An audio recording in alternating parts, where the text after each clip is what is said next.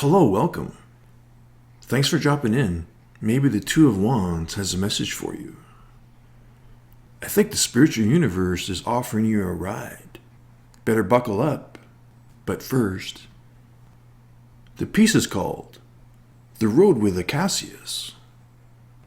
And the quote says, and I'll say it twice, the first step towards getting somewhere is to decide that you are not going to stay where you are.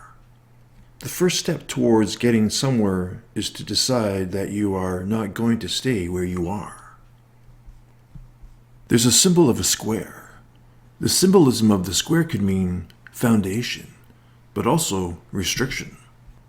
Kind of like putting ourselves in detention, but it's for our own good. More for flexibility. Take a look at the piece. The piece is unified with geometry, solid shapes. It's very rudimentary. The dresses are solid.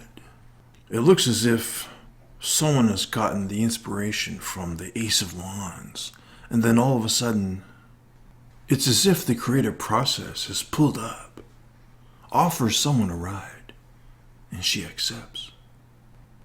She may be boxed in right now, but maybe later on, down the road, she'll roll down the window and greet the world.